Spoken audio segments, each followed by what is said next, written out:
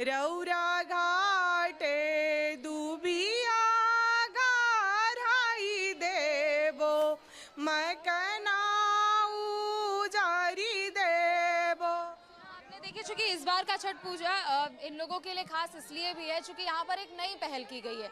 चूंकि हम JP compost society में इस वक्त हम मौजूद हैं और इसमें यहाँ पर एक पूरी तैयारी खास तौर पर की गई है। और एक बार दरअसल पहल ये की गई है कि यहाँ पर ICH के लिए, यानी एक तरीके से इन हेरिटेज कल्चर हेरिटेज के लिए यहाँ पर छठ पूजा को नामित करने के लिए वैश्विक पटल पर उसकी पूरी पहचान को सभी लोगों के सामने रखने के लिए खास पहल की शुरुआत यहाँ पर की गई है। और इस बार का जो त्योहार है, छठ महापर्व है, वो खास यहाँ पर इसलिए भी है चूंकि प्रधानमंत्री नरेंद्र मोदी के नाम से यहाँ पर लोगों ने व्रत रखा है। और आप ये तस्वीरें यहाँ पर देखिए, लोग हाथ जोड़कर यहाँ पर खड़े हुए हैं चूंकि 4 दिवसीय महापर्व है ये, जिसका आज तीसरा दिन है। और तीसरे दिन शाम को भगवान भास्कर को अर्घ्य दिया जाता है, यानी डूबते हुए सूर्य को अर्घ्य दिया जाता है। और कहते हैं कि उगते हुए सूर्य को तो सभी लोग प्रणाम करते हैं, सभी उनकी पूजा करते हैं, लेकिन छठ पूजा एक ऐसा ही मौका होता है, छठ पूजा एक ऐसा त्योहार होता है जहां पर डूबते हुए सूर्य को भी अर्घ्य दिया जाता है।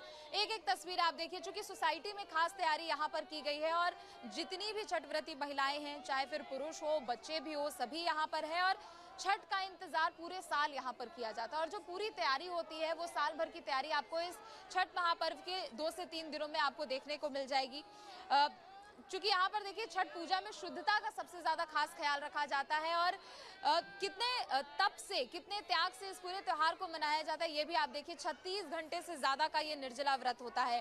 अन्न का त्याग करना पड़ता है, जल का त्याग करना पड़ता है और तर्पण करना पड़ता है। उसके बाद महिलाएं, वैसे तो हालांकि अब कई महिलाएं होती हैं जो कि अब वापस चली जाती है, वरना कई ऐसी महिलाओं को आप जरूर देखेंगे कि वो पूरी रात ठंडे पानी में खड़ी रहती हैं और भगवान भास्कर की उपासना करती हैं। और जब अगले दिन सुबह होती है तो उदयमान सूर्य को अर्घ्य देने के साथ छठ पर्व का समापन होता है। लेकिन आज तीसरा दिन है और एक अलग छठा यहाँ पर देखने को मिल रही है, इसे सूप कहते हैं।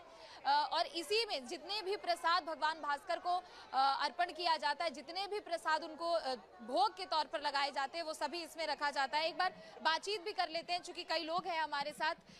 देखिए, छठ पूजा में शुद्धता का बहुत ख्याल रखा जाता है और इसमें हर सीजन में जो भी फल हो, जो भी आप भगवान भास्कर को आप अर्पित कर सकते हैं, सभी आप अर्पित ही होता है। अभी जितना भी हम श्रद्धा भक्ति से समर्पित करते हैं माँ को, वो कम ही रहता है। हम लोग की तरफ से अभी संतुष्टि नहीं होती है, जितना हो सके हम करते हैं। कितने साल से यहाँ पर छठ पूजा? वैसे तो 4 साल से बना रहे हैं यहाँ पर। पहले दिल्ली में थे। कैसी तैयारी यहाँ पर की गई है? हाँ, पहले 4 साल की अपेक्षा पिछले साल भी अच्छी व्यवस्था थी, लेकिन इस साल कुछ ज्यादा ही है। एक बार तस्वीरें भी आपको दिखाते हैं, एक बार फिर से जरा इसको आप नीचे कीजिएगा। देखिए क्या क्या यहाँ प्रसाद के तौर पर छठ पूजा में लोग चढ़ाते हैं, वो भी आपको दिखा रहे हैं। सबसे पहले तो हर एक फल, जो भी इस सीजन में फल होता है, सभी फलों को चढ़ाते हैं।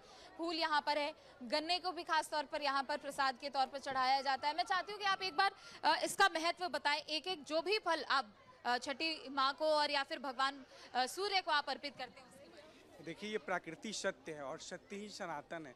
और ये तो आज का मेरा व्रत प्रधानमंत्री मोदी जी के लिए, तो ये जो भी फल है छठी माई को चढ़ाया जा रहा है कि उनकी लंबी उम्र हो, वो जब तक चाहे भारत के प्रधानमंत्री बने रहें।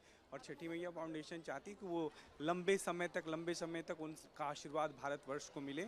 और हम लोग की एक और कामना है कि हमारा छठ इंटेंजिबल कल्चर हेरिटेज में शामिल हो, ताकि विश्व इसकी गाथा को गाए, विश्व इसकी गाथा को समझे। और सूर्य तो सबके हैं, पृथ्वी माँ सबकी हैं, तो हमें अपनी सृष्टि को बचाना है, अपने सूर्य की उपासना करनी है और विश्व सूर्य की उपासना करके सत्य धारण करे।